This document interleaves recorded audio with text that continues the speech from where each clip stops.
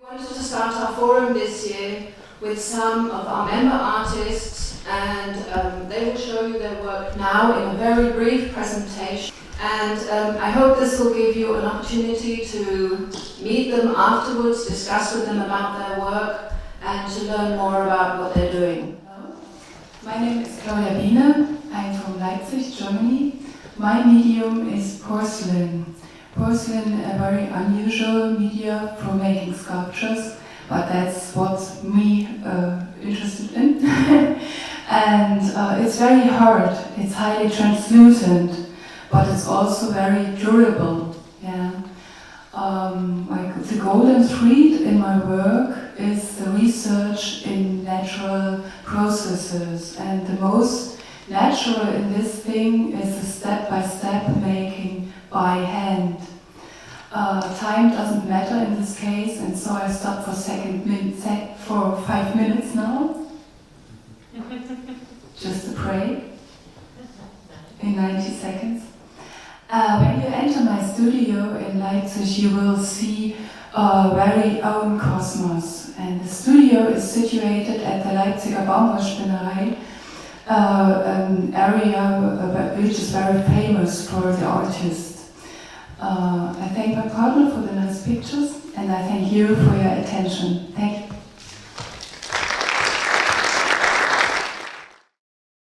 Can new technology also be a source of inspiration? A different approach. It can be the raw signal, received by radio telescope as an interstellar signal, or the frequency hopping used in mobile communication. With some artistic freedom, it got that shape. It can be the challenge against gravity. I managed this without too much sophisticated knowledge to achieve weightlessness. High-tech railguns destroy lives. As protest, I cut a gun into pieces for the installation, the fragility of peace. Robotic, laser, 3D printing, whatever their names, all these technologies are fascinating. And without getting too serious about it, I created these artworks like centrifugal moment, or with this compressor, which is, let's say, so cool, as I name it. Technology empowers artists to create surprising things. And technology is also a source of inspiration.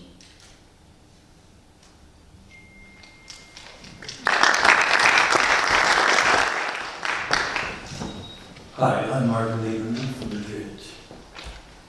The material in these works is gauze, a fabric which has very little substance to it. While they're supported by light structure behind them, they're inherently fragile, which is very much my intent. This serves as a metaphor for the nature of our own vulnerability. Working on the series, which I call Murmurs, has caused me to decide that what I make has no guarantee of surviving. These pieces are easy to destroy and must be cared for or they will perish. For me, this mirrors the realities we witness in our own present life. At the same time, curiously, these sculptures have a certain presence to them that seems to be contrary to their own fragility. Their content concerns the after effects of extreme trauma, how trauma and our surviving it alters who we are and marks us for the rest of our lives. All of these are best seen in a half-light and quiet background, which gives them an intimacy that's crucial to relating to them. Removing distance between the viewer and the work is important. Finally, they are not about me, but experiences of others. My attempt at some form of empathy. At least I hope so. Thank you.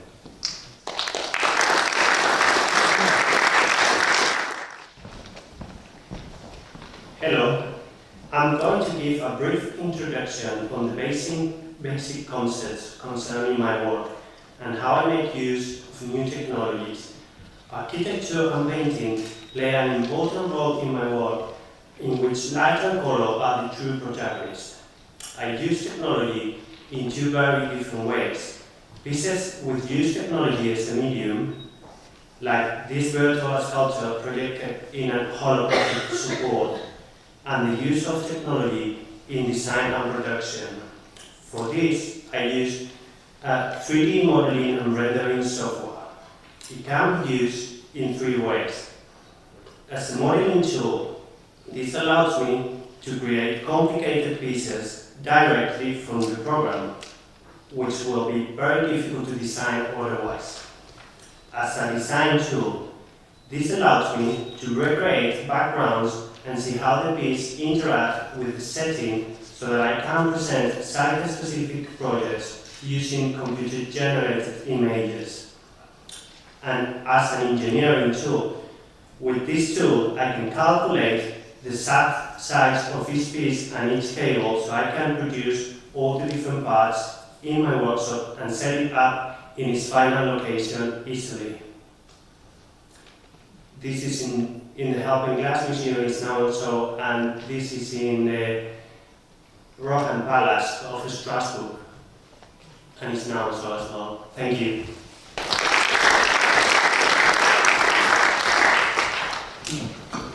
My name is Thomas Aberport from Germany.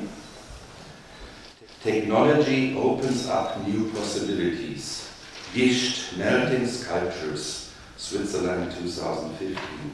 A high pressure cleaner is a sculpture tool.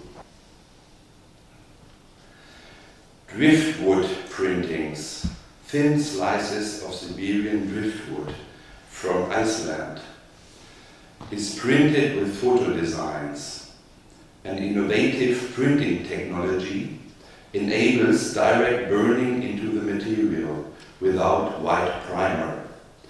Dialogue between material and motif creates elixir sculpture. From the ball raft to global raft, or the resource enthusiasm. In parallel with the implementation process of three-dimensional art, a social sculpture is created. A group of non-artists, professionals from other disciplines, are team members. It creates a new cultural climate. This team is part of the art project.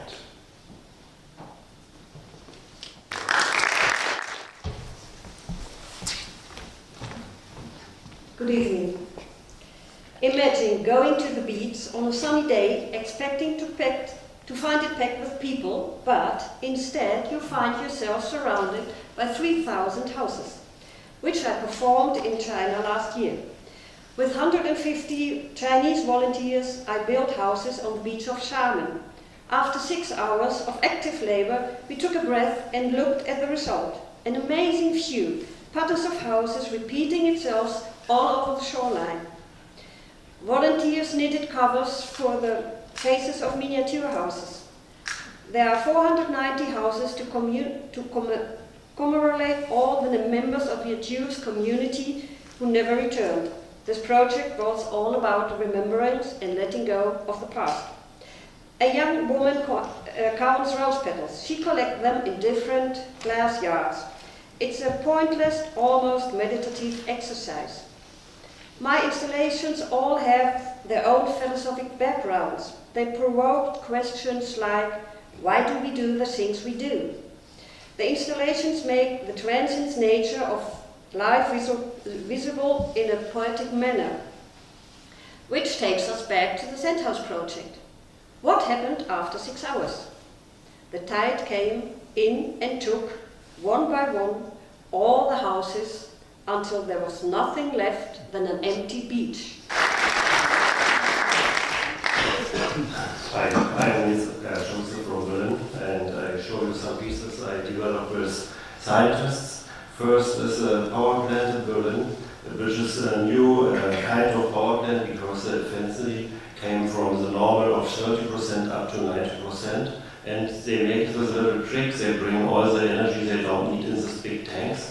And now the big tanks show every time how much energy is inside, and everybody coming to this area see how much energy is inside. And so, because they are 25 meters in height, so it's really a landmark, and it's open up for the big area.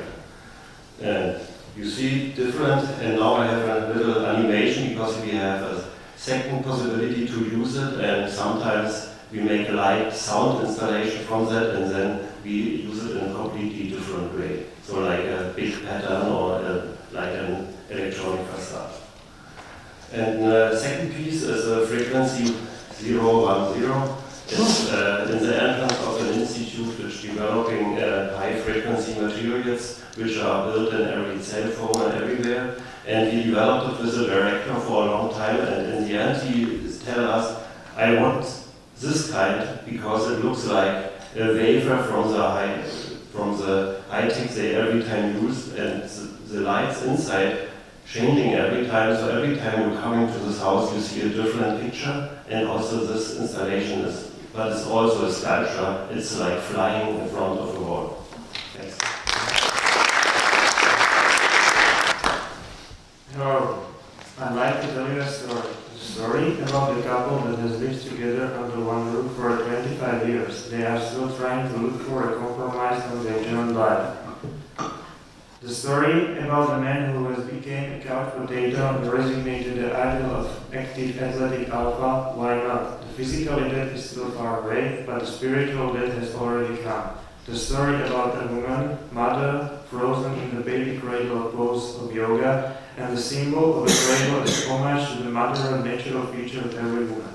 The story about the messages that remain for many of us the burden of our own interpretation and truth in the form of personal Jesus. The story about today's mediators, the children of capitalism, still struggling with their recent socialist past. The story about never-ending rounds of political debates, promises, arguments, comments, blah blah blah. The story about the monument whose messages disappear as fast as the light of a candle in the wind. The story about dreams and decisions flying in the sky. The story about a free man at the top of a ladder is not the same as the story about a free man at the top of a social ladder. The story about a dog looking like his master is very amusing, but the story about the master looking like a dog is not so funny. This is my story. Thank you.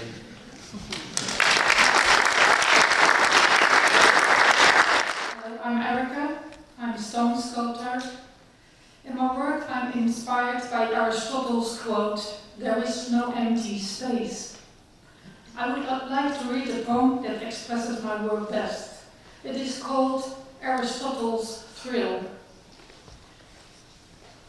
Then, remembering the movement before it crystallized into this, our known world, so solid, dense, and often dire, being moved into the next dimension and so much further, where senses and shapes are limitless, no matter what matters. Your quest, the essence, love, the answer. Now, expressing what is forgotten here, shaping essence into form, connecting the one and many, creating from this ultimate potential. All frequencies attract. Your energy, a lighthouse in the dark, prompting all particles into motion, shaping your being into this actuality. There is no empty space. Thank you.